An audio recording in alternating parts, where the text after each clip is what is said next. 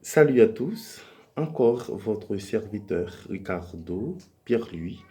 On est là pour parler sur cette chaîne. Aujourd'hui, ça va chauffer, ça va réellement chauffer parce qu'on va apprendre, on va parler. D'ailleurs, le, alors la toute première chose qu'on va faire, c'est le virelangue. Il faut donner le virelangue tout d'abord et ensuite on va essayer d'enchaîner avec le but principal de cette partie. Le virelangue qu'on a aujourd'hui, c'est un chasseur sachant chasser doit savoir chasser sans son chien. Si vous avez déjà cette partie, ou du moins ce virelangue, on va vous donner un autre. Le deuxième virelangue que j'ai pour vous aujourd'hui, mais essayez de bouger la bouche en même temps que moi. Après, vous écoutez et vous parlez. Je vais vous laisser du temps pour répéter. Ciel, non, je vous ai déjà donné ça. Maintenant, c'est je suis si sûr de cette si sublime similitude chez Saint-Cyr qui est si sûre. On répète. Il faut répéter ce virelangue juste pour voir comment est la bouche. Est-ce que ça fonctionne? Est-ce que la bouche n'a pas eu l'envie de vous trahir? Donc, essayez donc de répéter avec moi. Je vous laisse le temps. Je suis si sûr de cette si sublime similitude chez Saint-Cyr qui est si sûre. Donc, il faut avoir une bonne bouche pour prononcer ces groupes de mots. Il faut avoir une bonne bouche.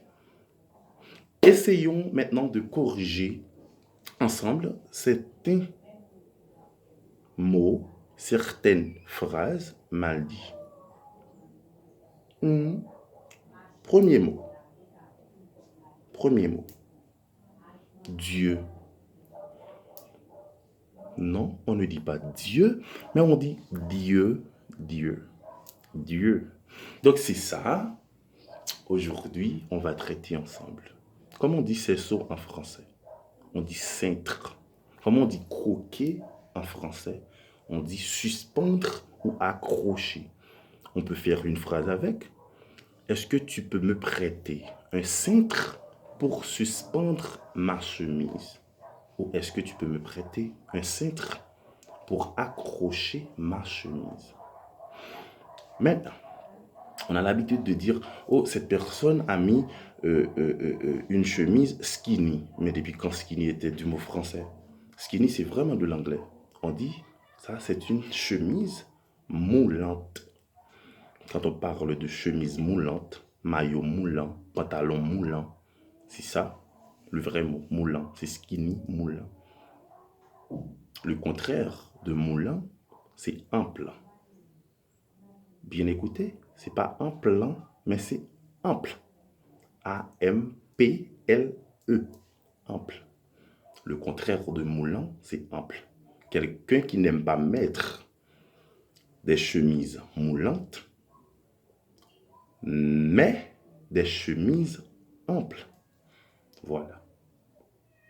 Donc, c'est ça que j'ai apporté pour vous aujourd'hui.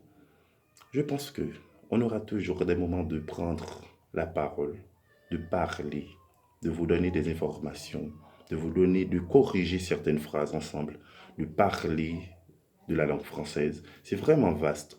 On ne va pas trouver un moment pour vous dire tout ce qu'il y a là-dedans.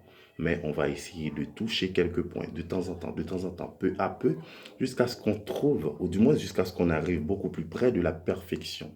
Mais ça n'arrivera plus jamais. Être parfait dans une langue, surtout la langue française, c'est vraiment difficile. C'est vraiment, vraiment, vraiment belle lorsqu'une personne parle cette langue.